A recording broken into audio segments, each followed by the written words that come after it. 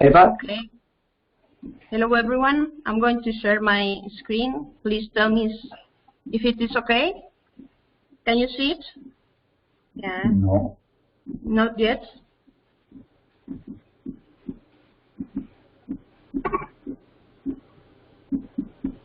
No. Okay, I'll try it again.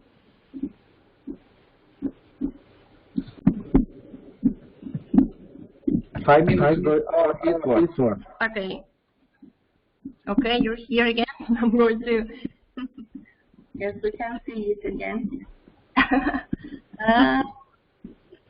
Here. This is view. No. Wow.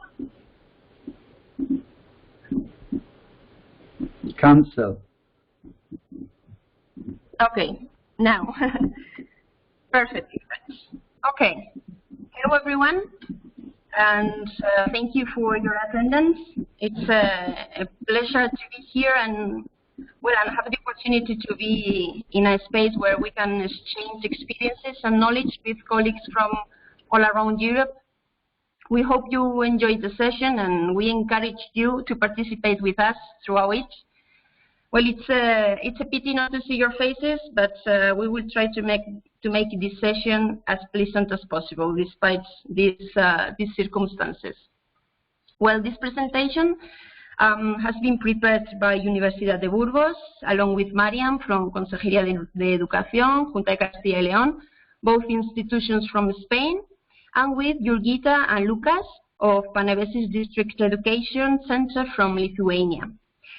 Today we are going to address different topics very related and somehow to bullying, such as emotions, social skills, and cooperative learning. On Moodle you have 2 videos about emotions and about social skills.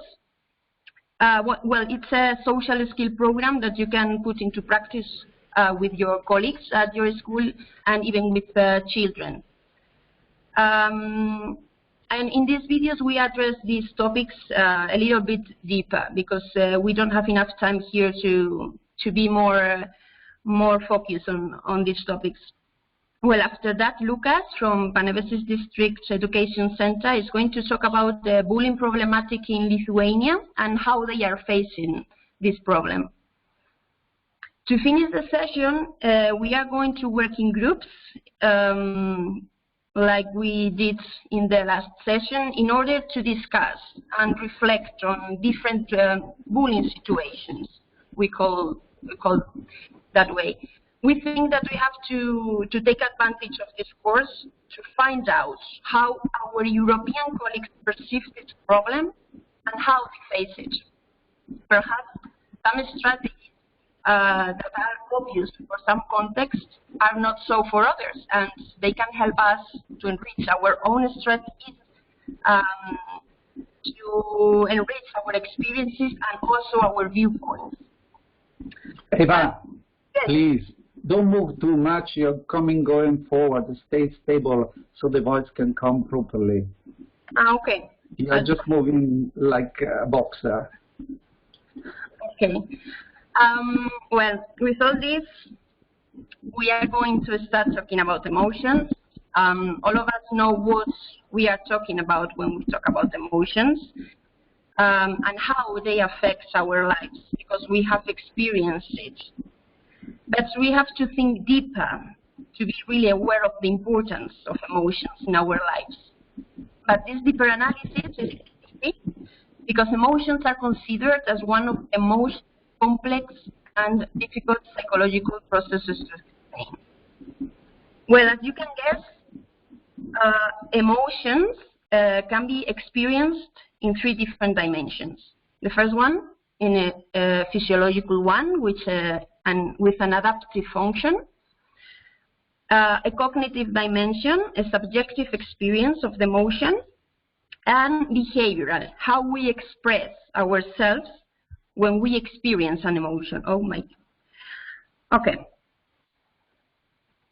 The first dimension of emotion has a neurophysiological component, that consists of different physical reactions that we cannot control, such as blood pressure, heart rate, adrenaline levels, muscle activity when we smile and when we frown, tears, perspiration, but there are many, as you know. The second dimension refers to a cognitive component, that is how we experience an emotion, how we interpret it. And this interpretation makes this dimension to be a subjective nature. Finally, the behavioral component that coincides with the emotional expression. It refers to the observable reactions that an emotion evokes. This dimension helps us to identify the emotions and the emotions that the others are experiencing. For example, we can see the expressions of the faces of our colleagues when we are in a meeting. We can see how they change the tone of voice in a presentation, or how a girl gives hugs because she's feeling hope or joy, for example. As I told you before, this psychological process is difficult to approach. And even among researchers, there's not a total consensus of some specific issues. For example, not all researchers agree with the idea of basic emotions. However, those who defend them claim that these basic emotions are the ones from which all the others can be built. These basic emotions can be joy, sadness, anger, surprise, fear, and disgust. And from the combination, we can have other other emotions like melancholy, if we combine joy with sadness, or, for example, anxiety, if we combine fear with sadness, for example. But there are other theories that talk about basic emotions. For example, the one proposed by Robert Platnick. And Marian, I think you would like to explain this theory. So I can. You can go with the presentation, and I'm watching it. Okay, please go on.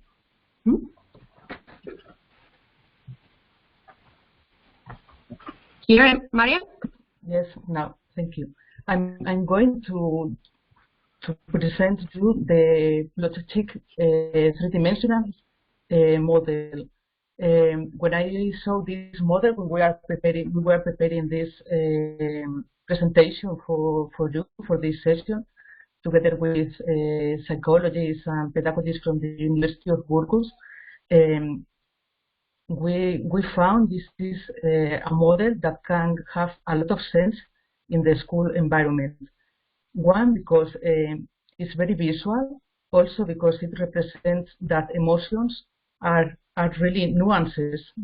They are not completely separate one from the other. And in this model, the psychologist that created also offers a three-dimensional model, a three-dimensional image that is about the axis of intensity.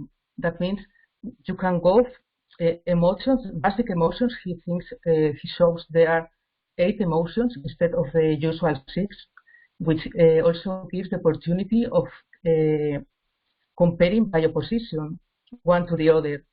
That allows to the teacher, in this case, or in the educational environment, to get not the control, but to have a very visual approach to how different emotions interact between them, because it's not always a pure emotion that we are experiencing, or children, or the situation you are in, the participants are experiencing, but most of the time there are different nuances of the different emotions. So it can happen that it's also useful, this model, because it allows us to detect what triggers emotion. So you can intervene or prevent taking account of this event that triggers that particular emotion. And it also helps us to explain the emotions in an assertive way, because as far as we start to increment the emotional vocabulary, we can start to give words to give words to our mind, so we can better manage what we are feeling, or what we have to intervene, or how to model in case we need to. So this model we found was interesting to show all of you, and I think you can go on with this next. Eva, please. Okay, this is the same, but I like it very much that it's like cosmic beauty, I think, really. And there are different diads. It's not only the basic emotions are the one, joy, trust, fear, surprise, sadness, disgust, anger, and anticipation. These are the basic. But after that, there are many different interactions between them. For example, regarding to bullying, it happened that when it's disgust plus anger get together, it arises contempt. So it can give a very good environment for xenophobia and other phobias, because you are mixing two different but close emotions. And if you know about that and all these little details between them, how they interact, how close they are one to the other, you have the opportunity of intervening or of modifying or doing something to minimize the impact of that emotion. In case it's negative, in case it's positive, you can improve it or promote a better atmosphere. And in this model, we find the inner life is deep and very diverse, as this model that have many possibilities. It happens to all of us that experience different feelings at the same time. So, in fact, this is our natural state. In case there are very interesting dynamics that we can apply for preventing bullying, because you start to understand how the relationship of dominance or submission start to be created, or what is behind that kind of relationship between the individuals. And when you know the different possible combinations, you understand how to manage and to change what's going on.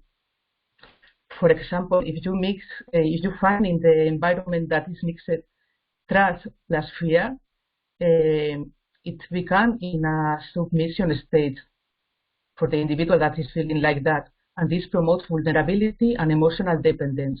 So this model is also easy to apply with children in the schools. You can go on, Eva, please. Because the image in the right side is in Spanish, but I wanted to keep it because on the outside border there is like a continuum of emotions. So on the right side, in this picture, you or the children, or you can work in the classroom how to afford when you are angry, for example. You can drink water and relax, or talk about this with something, or maybe you are not angry but you are sad. So this kind of wheels can be used in the classroom, and you can work about emotional intelligence, having this model behind of all these proposals. You can adapt to your needs in case you want to work on a different emotion. You can change the wheel and include another emotion. This wheel is called the wheel of possibilities, because it gives the child or the person different possibilities to manage how they feel. If they feel sad, they have some possibility. How can I change this state if I feel sad? You can draw, for example, or you can share how to do it with the children. And I think we thought this was a useful model to have behind when we start to design or to implement some emotional intelligence program in the school or some social abilities or something like that. And I think you can go on. I give the word to Elvira, that is a psychologist from the University of Burgos, also master in psychology in the childhood by the University of Madrid. I think she's going to explain very well the next slides. Your turn, Elvira.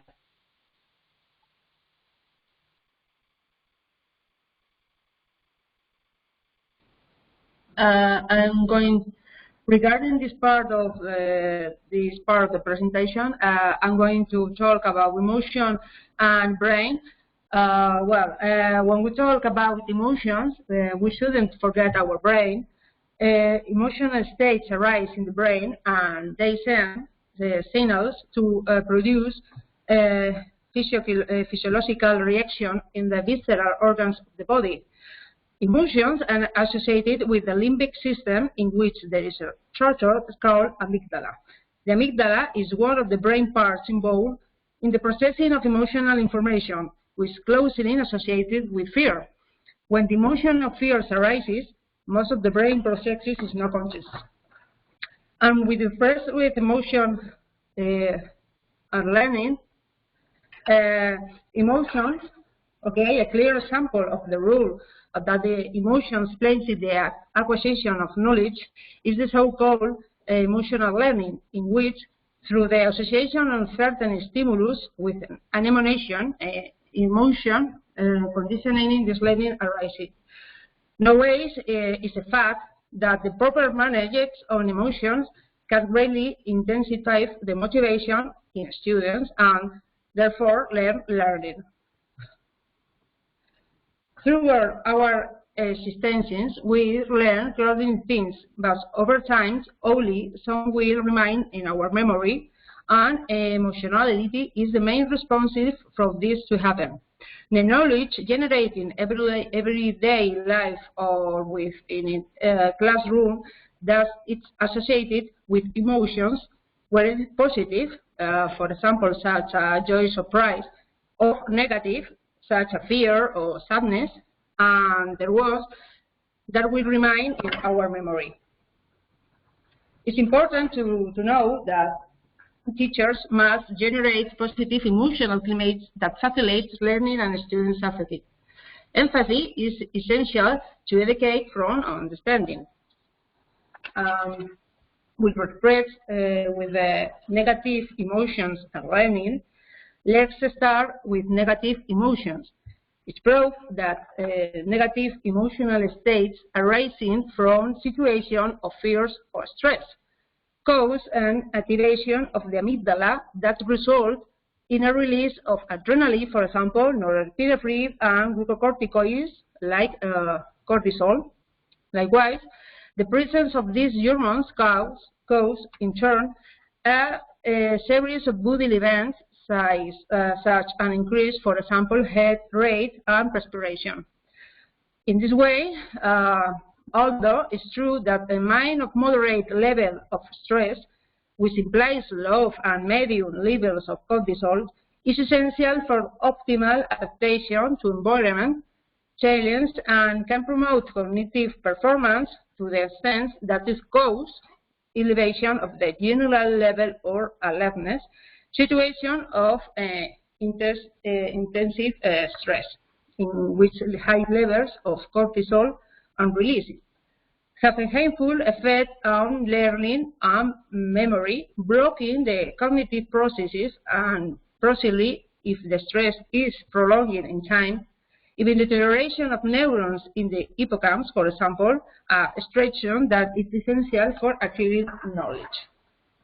In other words, on the other hand, it's possible to imagine therefore, a direct consequence for our students and our learning level to be an environment of fear or stress caused by aggressive teachers, bullying, or incomprehensible education materials.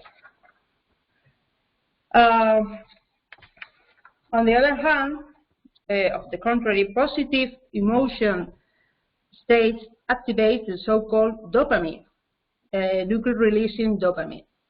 And with this function, dopamine is involved in the relation, for example, of the memory, learning, or motivation. In this way, the presence of dopamine release when a positive emotion arises favors learning. In other words, it seems clear that in situations of emotional well-being, the efficiencies of the cognitive process increase. And what is important to develop social. Okay, me again. Now we are going to talk just a little bit about social skills. Okay.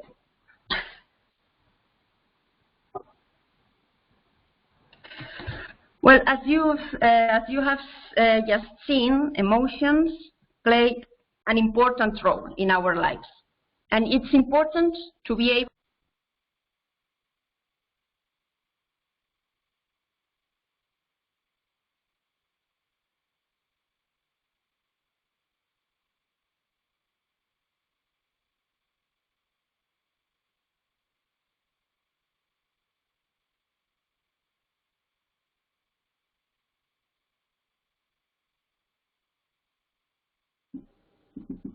I have no idea what happened.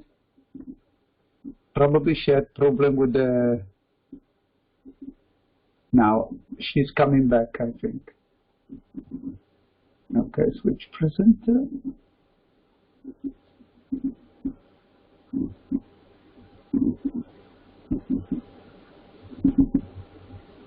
Hello?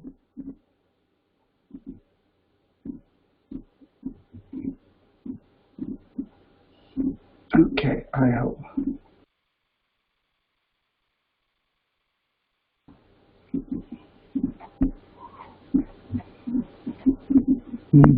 Mariam, can you say something? What's going on with the... Yes, I can explain. I can share my... No, she's she's inside or outside? I cannot see her. Eva, what is her name? Yeah, now I'm here. I don't know what's wrong. The app closed. I don't know. I have no idea. Okay, now you can start again. Just a second. Yes, sorry. Sorry for the problem. No, I think this my fault. This. Okay. Yeah, maybe you can test something. Again. Okay, now, can you see it, right? Yes, perfect.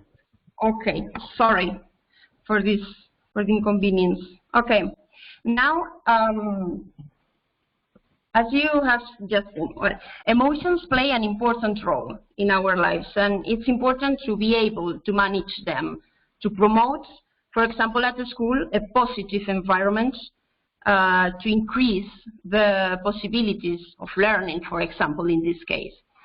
In this regard, development of an adequate battery of social skills also contributes to create a space of respect and harmony in our classrooms. But not only children have to learn social skills, because we, as teachers, also have to do it. And why? Well, because children learn social abilities by imitation. So the skills that we use at our classroom will be gradually acquired by our pupils. That's the main reason. The benefits of developing social skills are many, but some of them are these. For example, knowing how to say no, or expressing feelings, both positive and negative, giving or receiving compliments, apologizing or this is very important, admitting ignorance in some cases. And now we are going to present, superficially, as I said before, a social skill program that can be put into practice with our children or, yes, for us, with teachers. As you can see in the presentation, the program is divided into 3 different axes. We are going to talk about non-verbal communication, also about communication techniques and relationships, and also about 2 new concepts, the emotional triggers and internal dialogue. Very interesting concepts. You have more information on the videos which have been uploaded on Moodle, if you are interested in. Well, nonverbal communication is a powerful tool that facilitates communication throughout our smile, our positions, our movements, and also throughout paralinguistic elements such as the tone of voice, the rhythm, the volume. We can communicate things.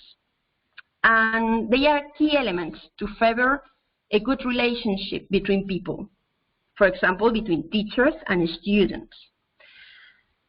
Well, I'm going to pose questions, and please feel free to share your ideas or your experiences with us, okay? You can talk, and it will be very welcome, your comments. Well, in this case, have a look at this picture. What does he transmit? Do you think he's calm or nervous? Which tone of voice do you think he's using? And the most important thing, students, how do you think they feel? Okay. Of course, knowing how to communicate orally is also necessary. For example, active listening is essential for a teacher. If we develop this skill, children will feel more comfortable to share with us what worries them. And this is really important. It's also relevant, taking into account the relevance of encouraging students' positive emotions. But being careful, because there's nothing worse than being praised for something that we know it's not true. So we don't have to forget that good communication has to be sincere and relevant. Okay. Also, we can use humor to improve our relationships. This is a tool that we don't use, but it could be very useful.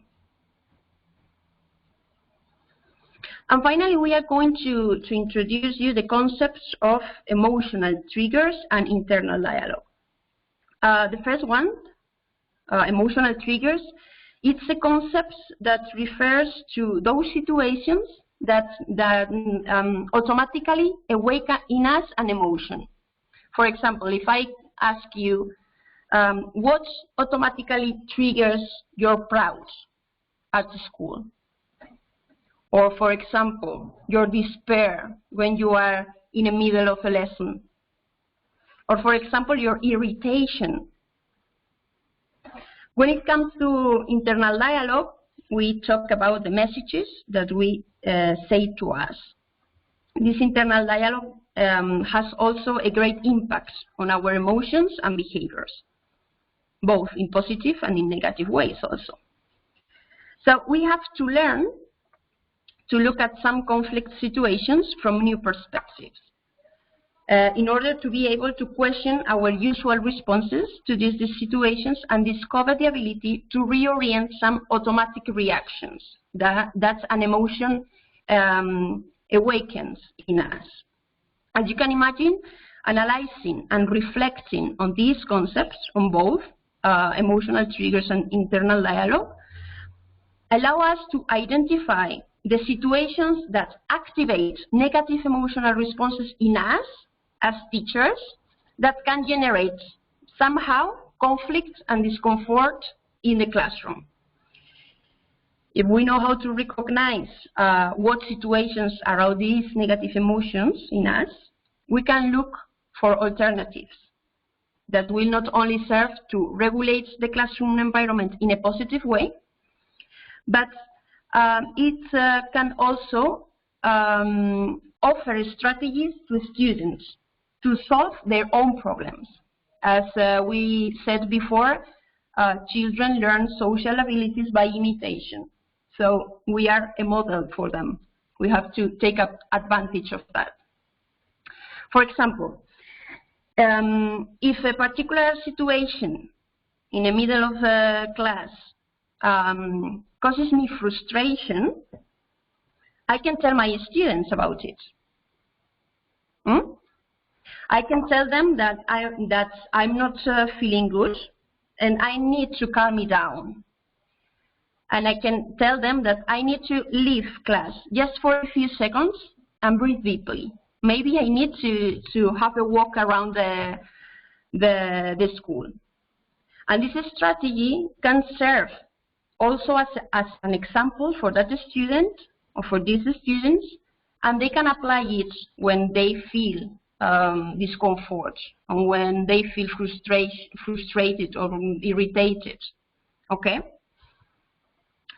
And a good way to develop and to put into practice and improve these social skills can be, for example, throughout cooperative learning. I know most of you as teachers know what is it, but we are going just to remind or give some content about it to go deeper in this topic. Because its success in some way depends on the social skills of the group, also of the teacher.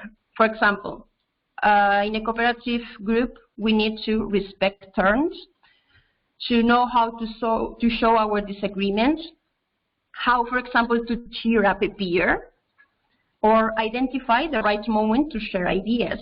And all of these actions need a good strategies, and we can learn and teach social skills maybe with this cooperative learning. Now Marian is going to present this part again, so whenever you want, Marian. Okay, thank you. You can go to the next slide, please. Okay. Many times we talk or we call cooperative or collaborative learning without differentiating it, and it's true that in practical terms there is not a big difference between them, but there is some difference. Cooperative and collaborative learning, both of them are learning strategies where we try to enhance learning in a group of students, understanding that a team or a group is more than just a collection or a mix of individuals doing something together. You can go to the next one, please. And these are the main difference between both. Cooperative learning is a bit more structured and it has defined interactions.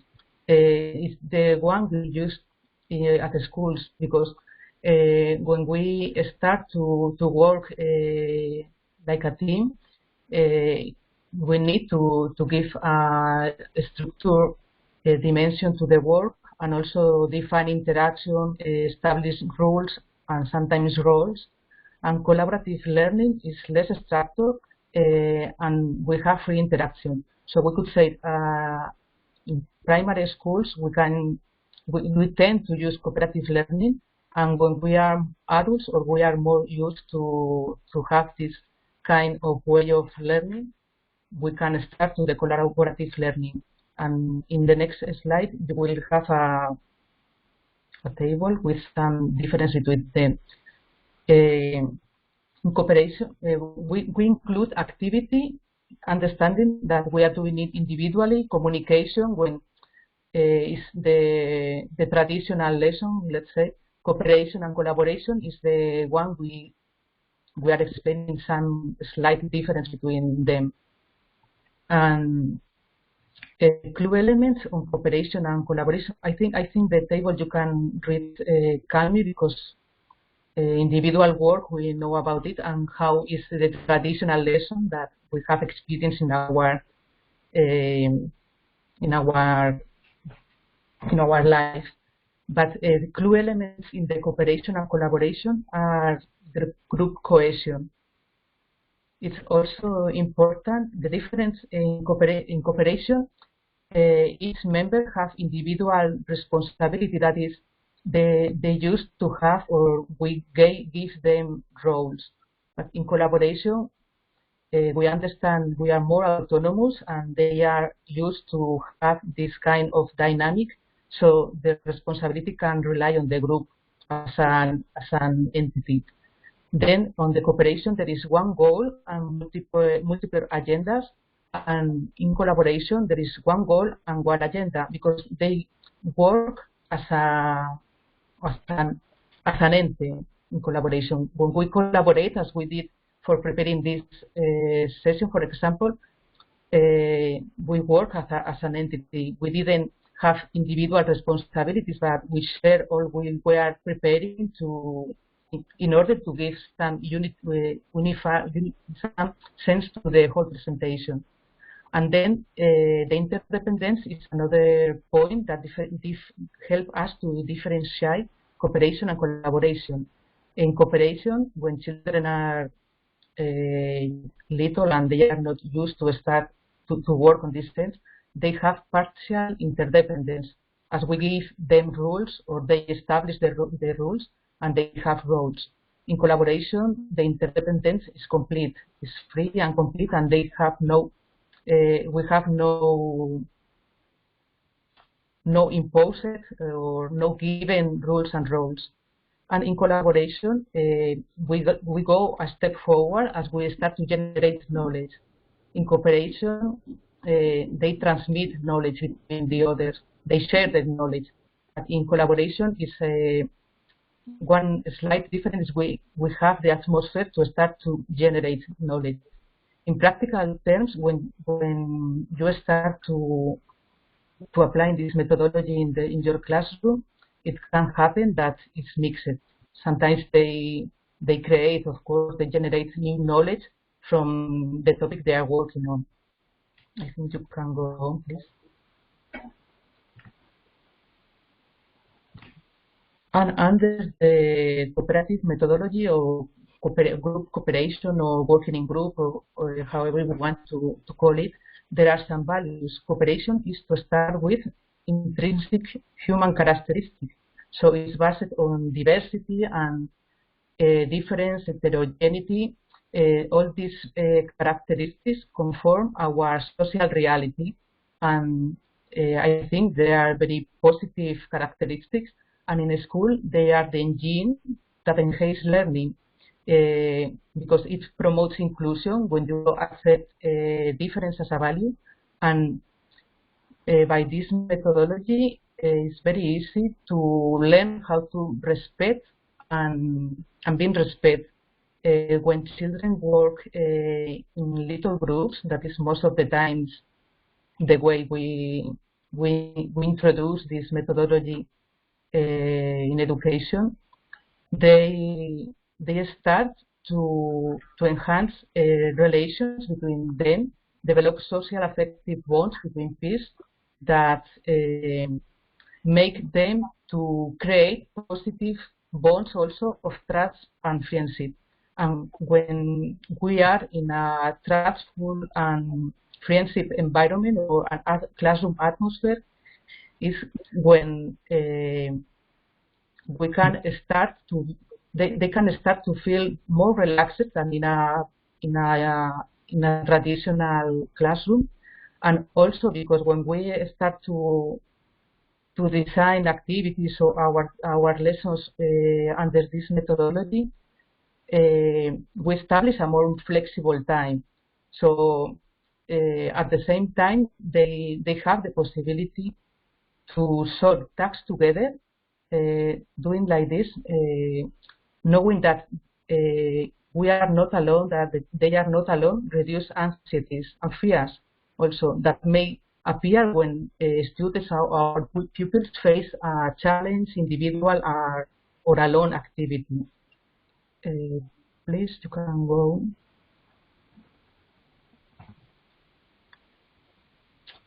And this is the difference between competitive and cooperative, as we saw, we told.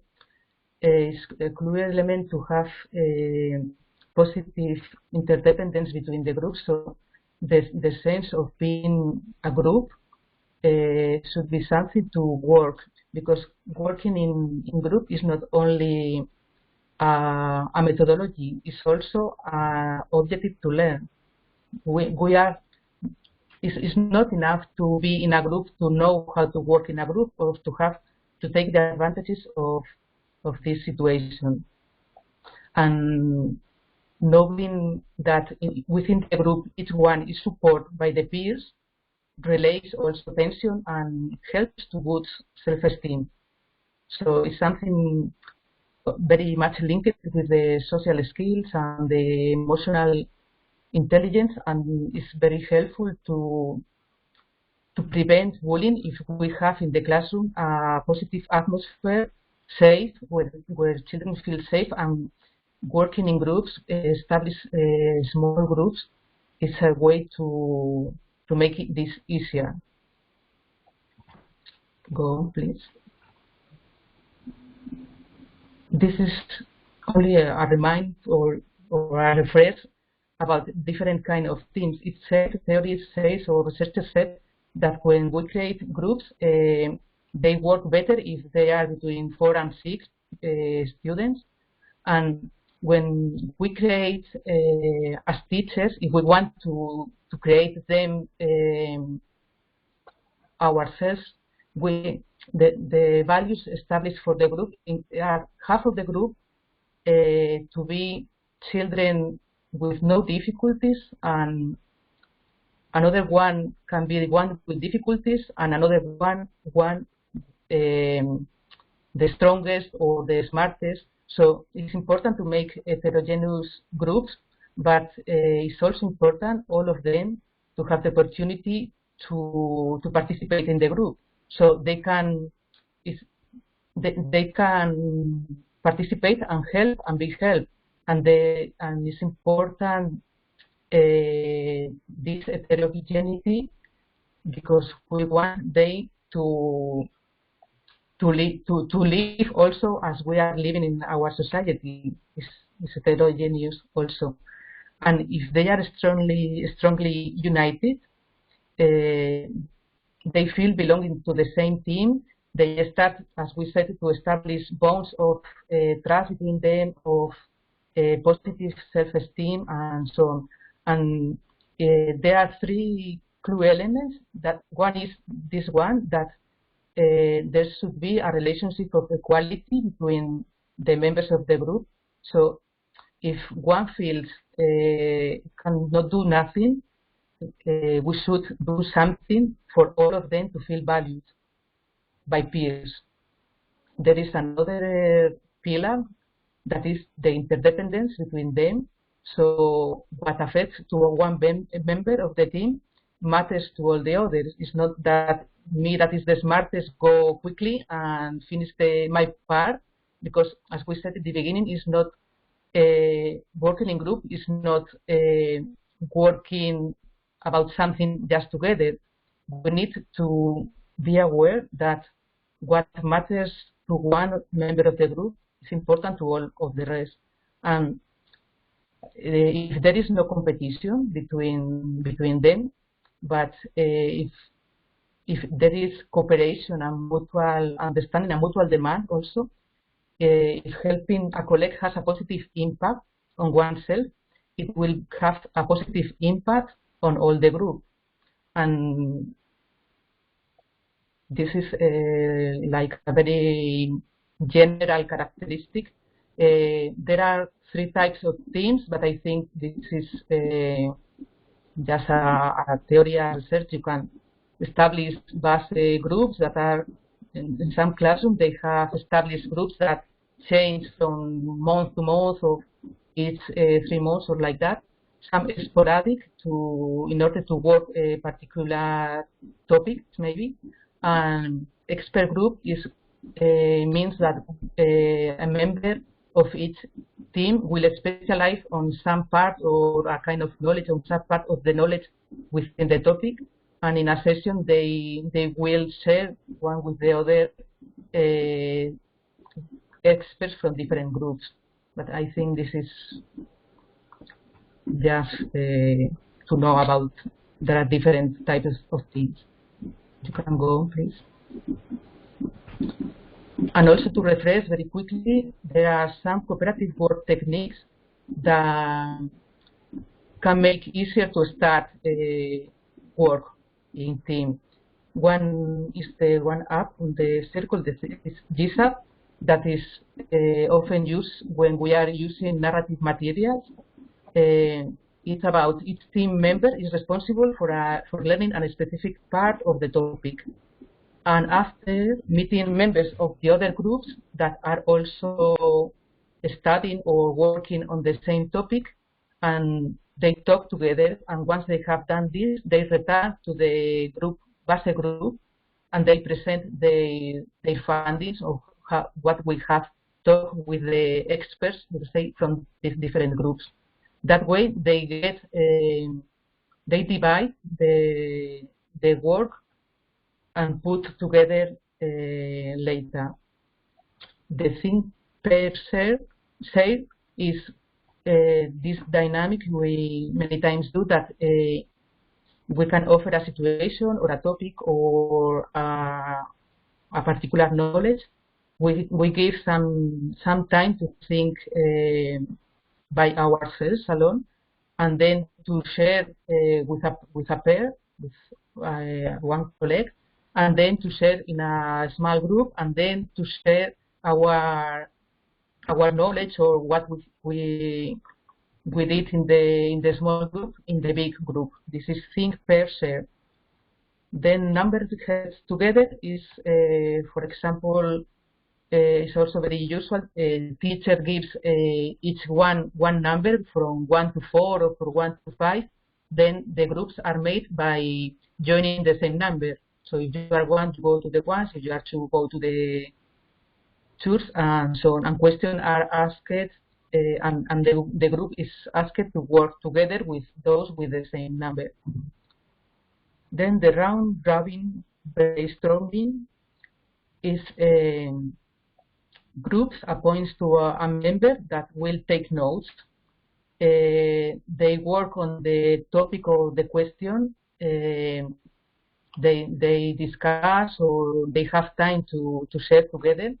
And after that time for thinking, members of each team share the answers or the response or the knowledge they have shared on this group with another round. So they go to another group to do like that. And the one that is taking notes is the one who keep on the base group, and all the other round on the other groups. So at the end of the session, the one that keep on the base group have increased all the knowledge about the topic the group is working, and he or she share with the other members. That allows everybody to meet everybody, because it's forced in some way to interact with different colleagues or different peers. Group investigation is just it's a very structured way of working, because you give students work to produce a group project, for instance, and they may have to select information and to investigate about that, and then share with the big group. And the circle of the sage is that there are students that have investigate or research on something of their interest, and they become the sage and stand and spread out in the classroom. Then the teacher, for example, has the rest of the classmates that surrounding a sage. The sage explains what they know, while the classmates listen, ask a question or take notes, and all the students then turn to their teams, and it's like a role. In different moments, you can give this role of sage to a students before starting the work, so they have to make some research or to work in some way to get deeper in knowledge they have to explain to the others. I think you can go on. And then there is a very brief time, this one of the assessment, but fundamental moment. It can take maybe 5 minutes in the dynamic we will be working about on. But it's very important to, in some way, close the session or close the cooperative working by asking for a self-assessment and a co-assessment. It's not only that they receive an evaluation from the teacher, it's between them, they reflect about what they have learned or how they feel or so on. And I think we think that part is most of the times missed because it used to be at the end of the session, or we are not used to let time to have this. It can be only 5 minutes, but we should include it as a fundamental moment. Also because in this case that we are proposing the use of robots for supporting the collaborative cooperative work, having that last moment of sharing, of assessment, is not only about the contents, but also about the feelings. So if we have that moment, we think we can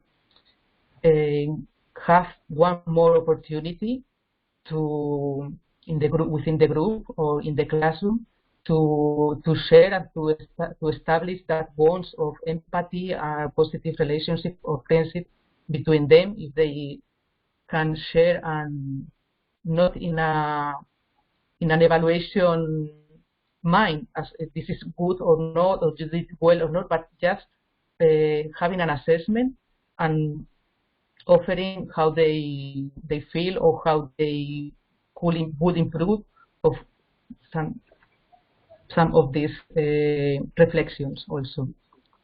And from my side, now I give the word to Lucas, Benitius and Jurgita, from our friends from Lithuania, that will continue with the presentation. Okay, hello everybody.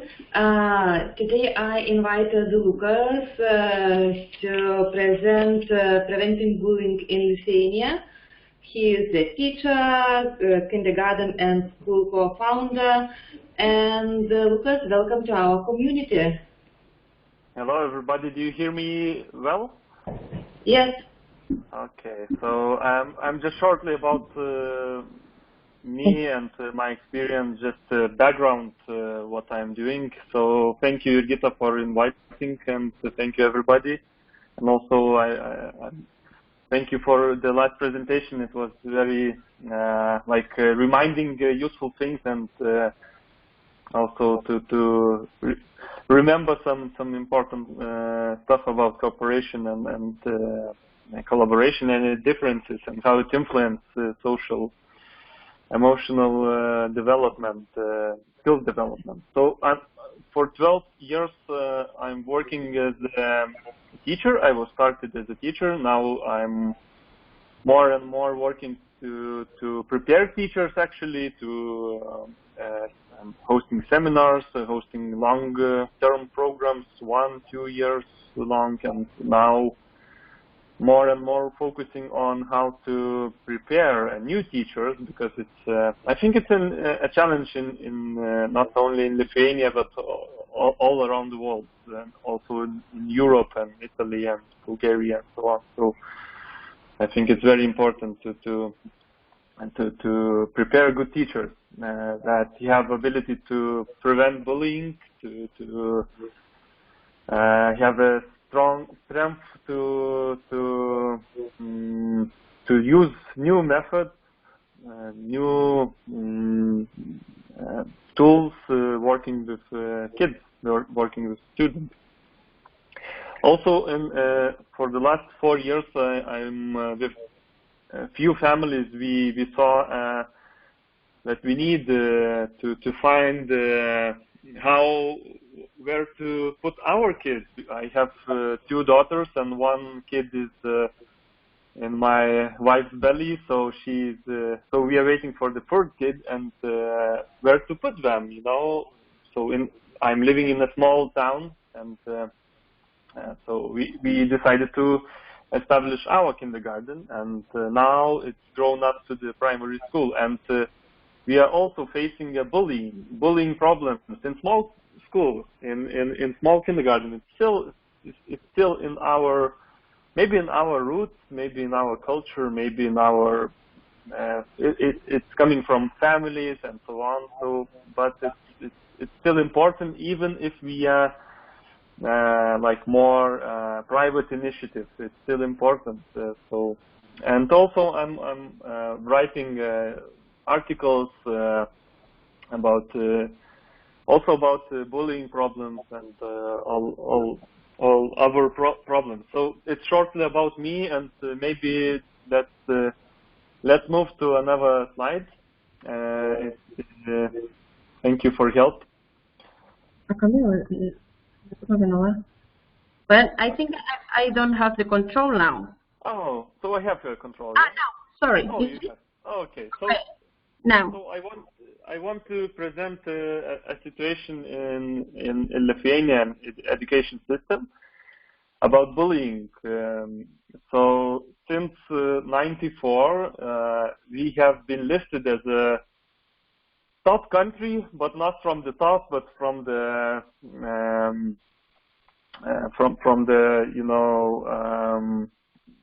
list, the end of the list. So we are the champions of bullying, I can say. It can sound ironic, but we are really concerned about that, because it's not so much improved. We still have a lot of bullying.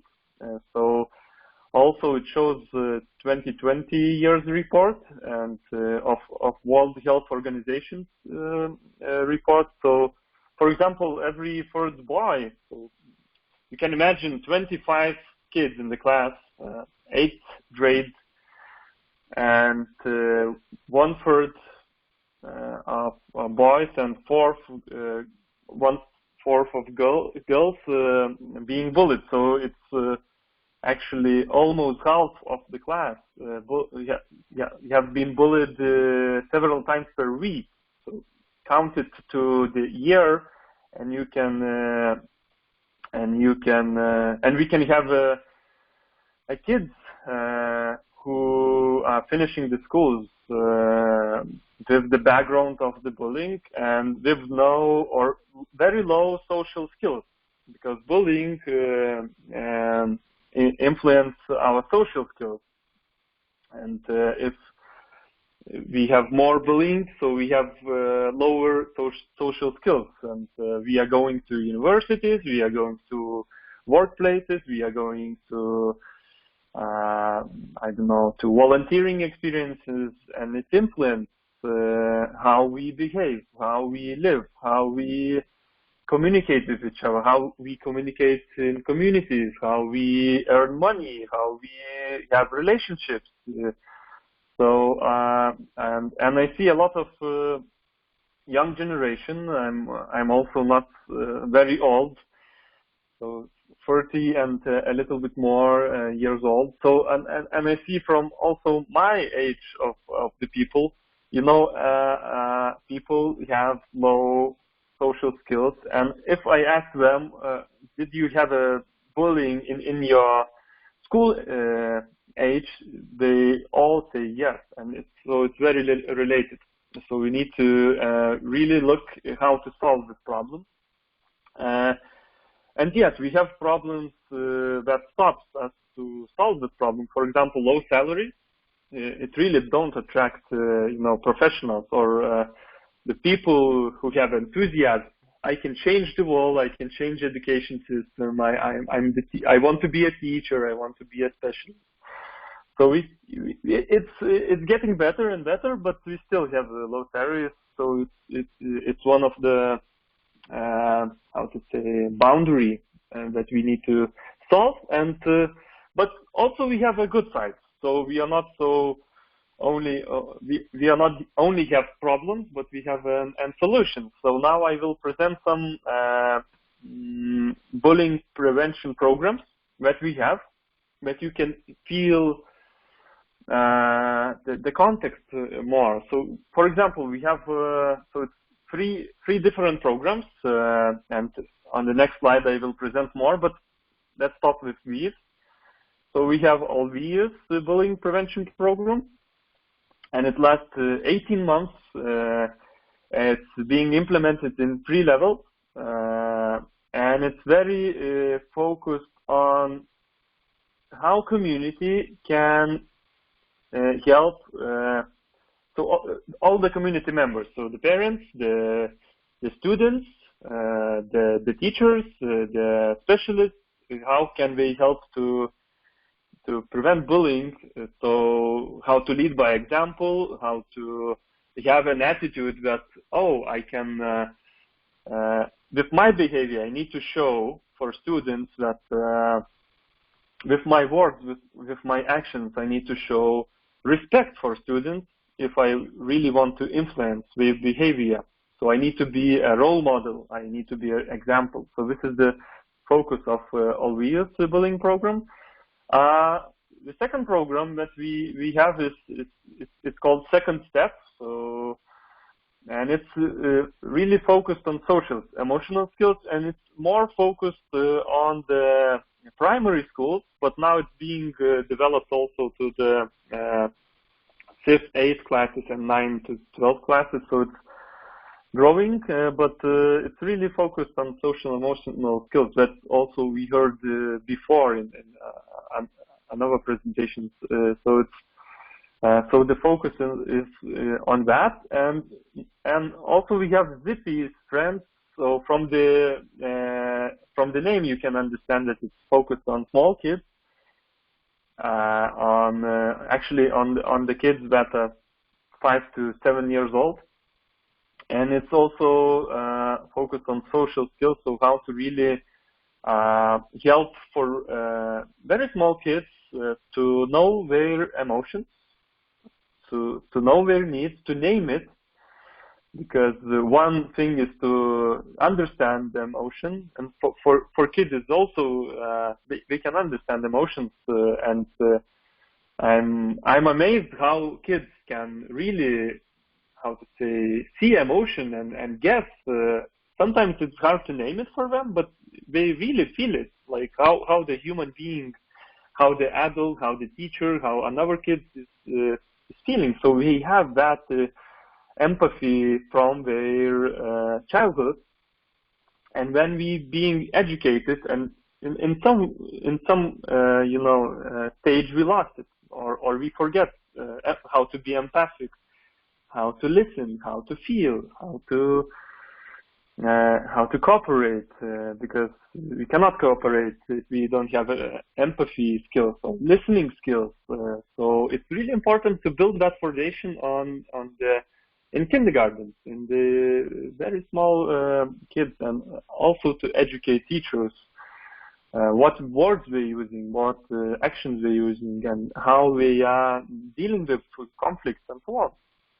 And now we can go to another slide, so it's that I can present more programs. So we have, for example, 2 more programs, and it's more international programs, as RoBy, as I said before, but also big brothers and big sisters.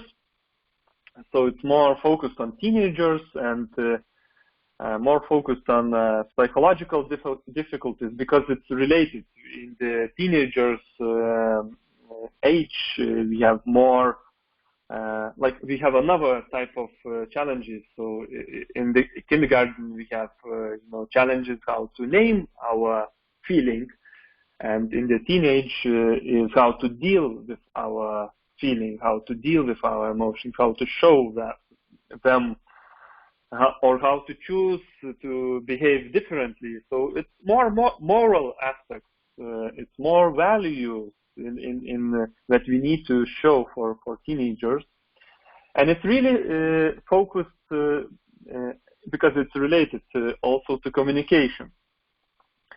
Because then we have a small kid, so it's one type of communication, and it's more clear. Because if the kid is feeling bad, they are crying or they are showing somehow.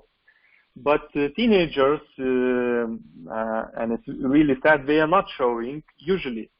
Sometimes they are showing, they are shouting, they are writing, you know, and then whispering to each other, but or they are writing it in the chat if it's distant learning. Sometimes not to the teacher, sometimes between each other. So it's the communication takes part, and it's very important because it's very complex. And we are teenagers.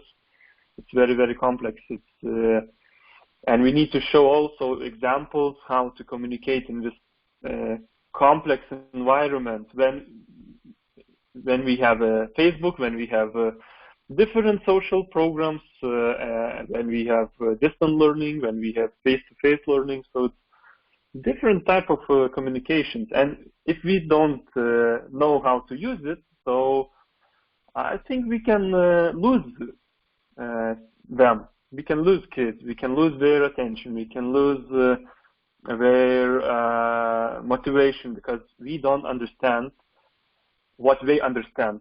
So we need to really step forward and learn. I don't know how to say, like faster or understand deeper how the social platforms are working and so on. So it's just an example. And the Friends program. This program came from Sweden.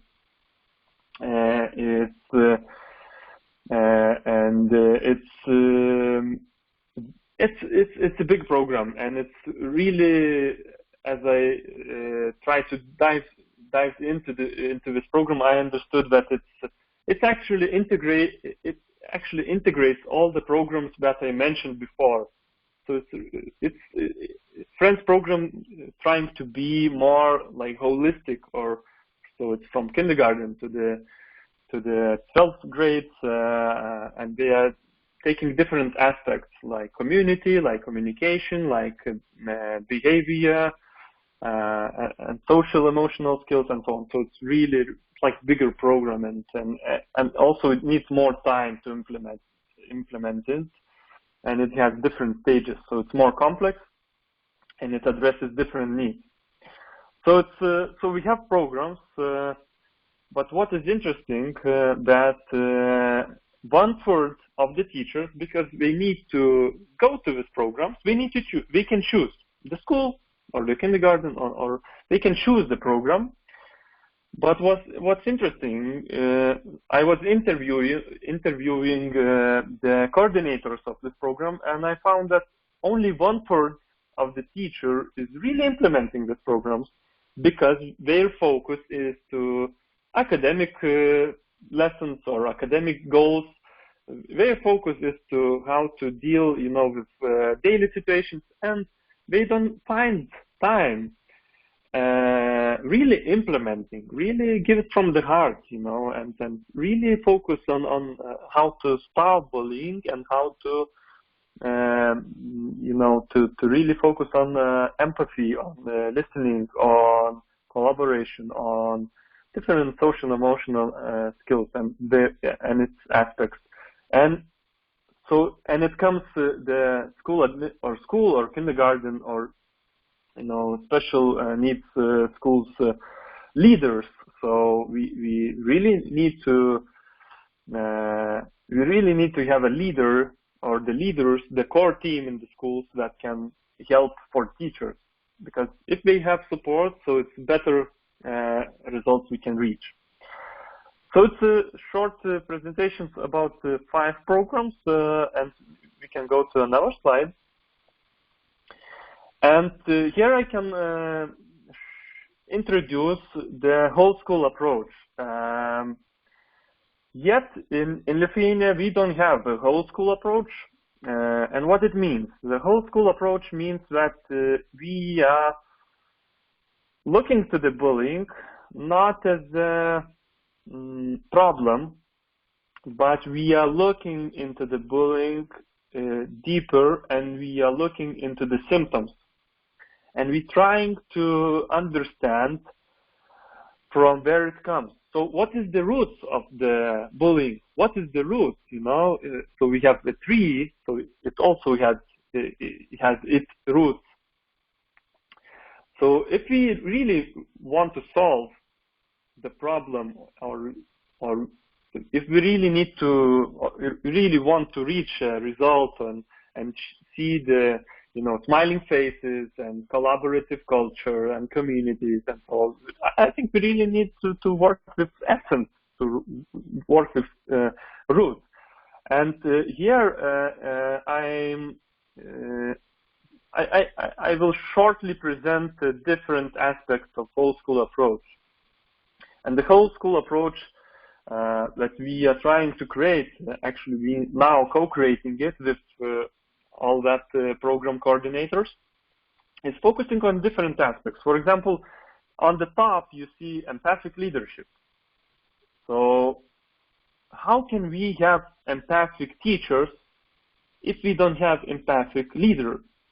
So the leader who listens, the leader who shows the example, the leader who shows from his behavior how to collaborate, how to listen, how to help, how to support, not to control, not to be angry, not to say what to do only, but really involve people. So the teachers can learn how to, because the leader is the how to say, I don't know how in your countries, but in Lithuania, and I think it's almost in every country in the world, the leader is really influencing the culture of empathy, the culture of collaboration, the culture without bullying. So it's one thing. So we really need to help for leaders and that they can understand that it's very important, so that they need to work with themselves. It's not only teachers and kids and families need to work, but also leaders. So it's one of the first steps.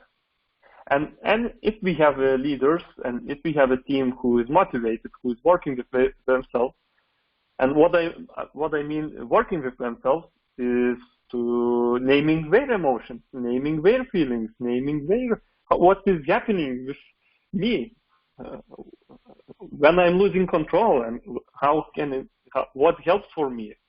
So starting really from personal level, and then going to professional things.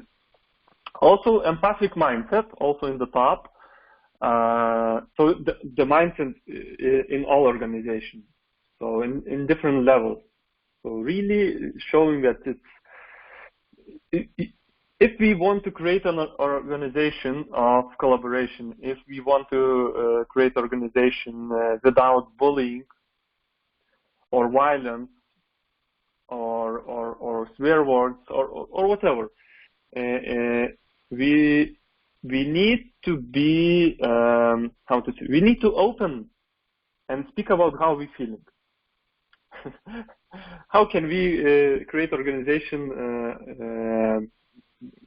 and with no bullying if we are not speaking how we feel? It's very important. So in all levels, first of all, to be human beings, not to be roles, not to be manager, teacher, and so, but to be human beings. So how we feel and what's our needs. And then we can move to community building circles. So it's circles when we can sit in the circle and listen to each other, because usually we have meetings where it's clear structure, clear responsibilities, but the circles when we can meet, where we can meet as a human beings, like equal, So the student can listen to the teacher, and the teacher can listen to the parent, and the parent can listen to the manager. So how to create that? It's not so easy, but it's important. If we really want to work in the environment where we feel safe, where we feel supported. And if we are diving deeper into the whole school approach, it's different elements. And you see the policies and procedures. It also influence bullying. If we have procedures that is focused on, for example, only to write, a record or reports about the bullying, it's one thing. But if we have procedures that, okay, we have a report, and then we have a conversation with the kids, and we have mediation between them, and we helping for them to build their skills of collaboration. So it's another type of procedures. And so what procedures we have? If it really helps, or we have it just for having it, just to put a mark. So if we have only to put a mark, I think it's not effective. And also teaching and learning. So in the process of the teaching, in the process of using, for example, robotics, or using mathematics, or using, or in history lessons, whatever. First of all, start with connection. Without connection, I think it's very narrow motivation. If we are focusing only on topic or on lesson, so we are losing contact with the kids, So how to implement that mindset that the teachers, that all of us who are in the schools, who are in the kindergartens, who are in the education, first we are coming with goal to connect. And then if it's connection, so when we are going to learning, so connection and then to learning. And so and it's like a circle. So if we lack motivation, so what's the problem with connection? How we can understand each other better? And it's everyday work, actually. It's in every lesson, in every meeting, in every conversation. So first connection and then topic. So how can we do that? We can start from ourselves, And then we have a different kind of formats where we practicing empathy, practicing listening. So you see here, it's empathic conferencing. So it's a type of the format where we have, it can be once per half year. So it's once per 6 months, for example. So that we are all meeting and meeting as a human beings, students, kids, parents, teachers, managers, and so on. And it also can be done in virtual, in our setting for now, but also face-to-face. Also classrooms, group problem solving groups. So we have different groups in different countries. It works differently a little bit, but still we have, conflict resolution groups or psychology, and helping, supporting family groups.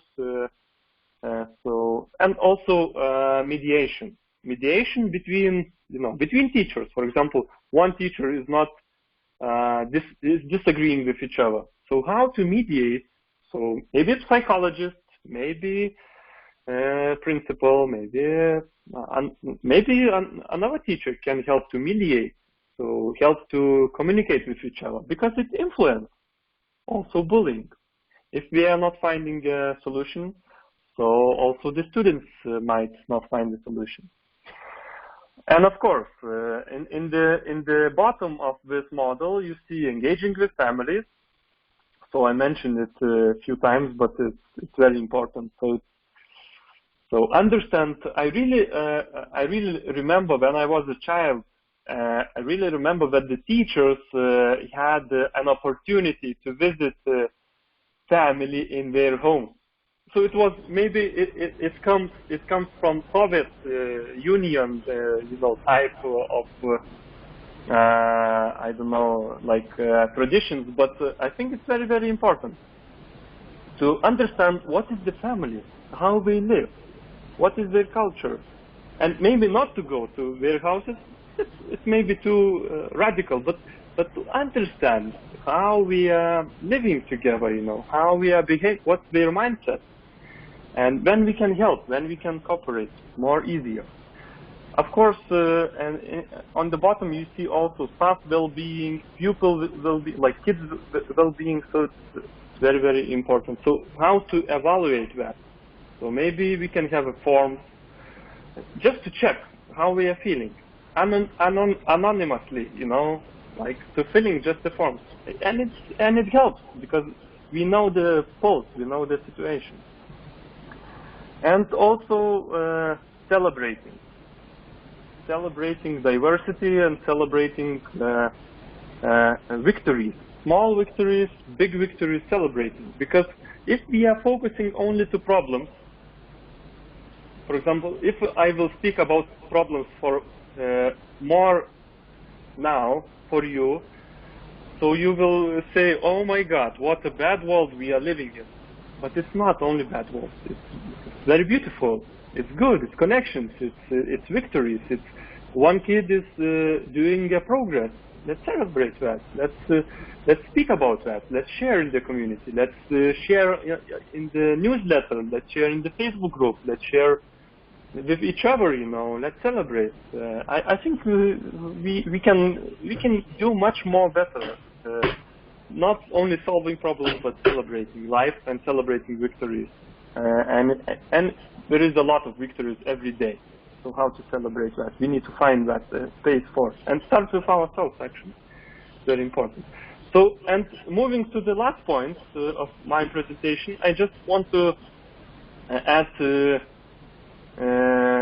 5 most important core beliefs that we found in Lithuania that really helps to prevent bullying. So the first thing is that everyone, and that I'm saying everyone, it's really, really everyone.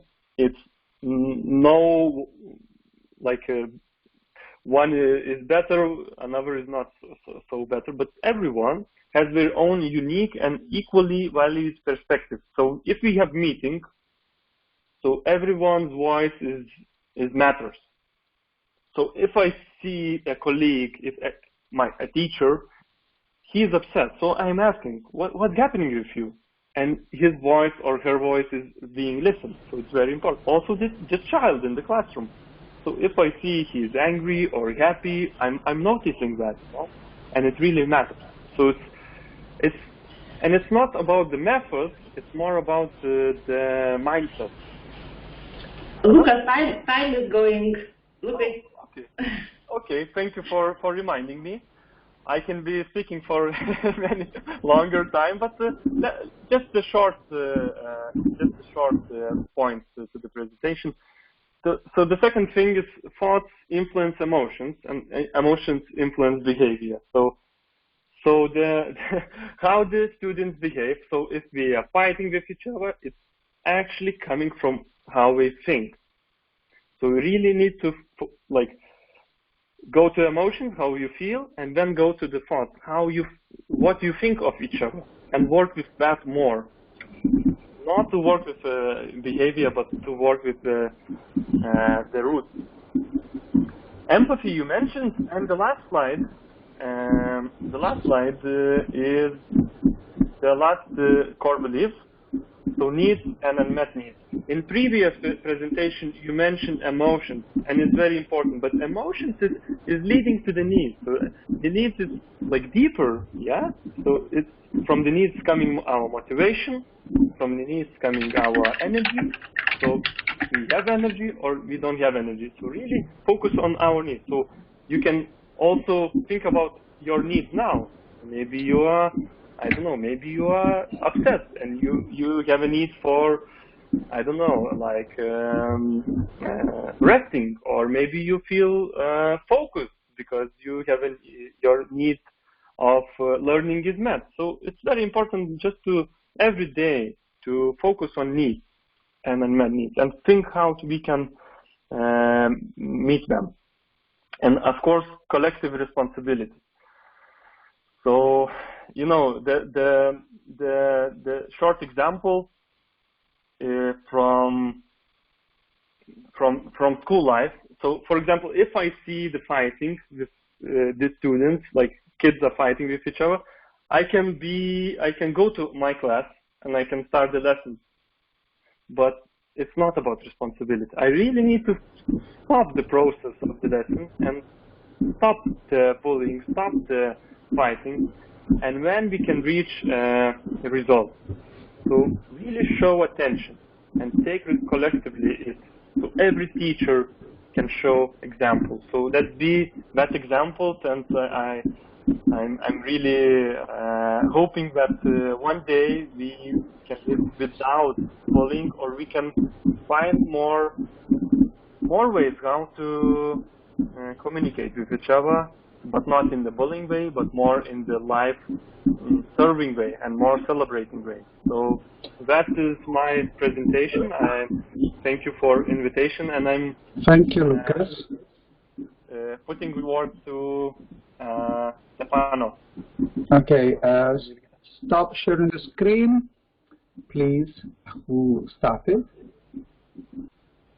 Okay, share, stop. Okay, oh, someone, okay. So now I will put you in some rooms. I will divide automatically in some rooms, and you have the chance to switch from room to room for 20 minutes, about 20 minutes, and you will see the time flowing, and you have the chance to share your opinion about bullying, how to prevent it. You had a very interesting hints today, and some pedagogical aspects, very beautiful indeed, and it was quite interesting. And we should organize a special, going a little bit deeper into the strategies, group strategies. They are very interesting, Mariam, thank you. And also from Burgos, it was coming from Burgos, this input. So give me a second. I will give you the chance to open your microphone later on. Don't do it now. Okay, now it says that you can mute yourself, and bye-bye, see you in 20 minutes.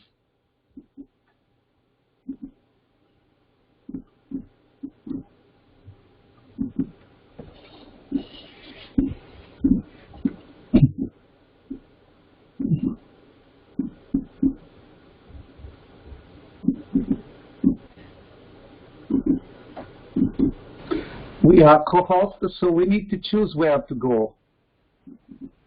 And if you click on attendees on the right side, you see the rooms. Okay.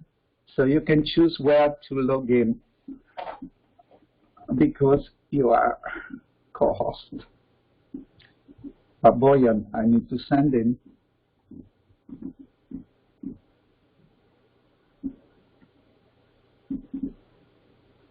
Okay.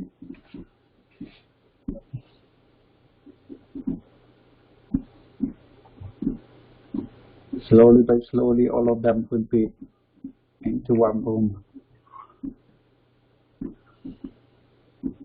Elena, choose one room where to go.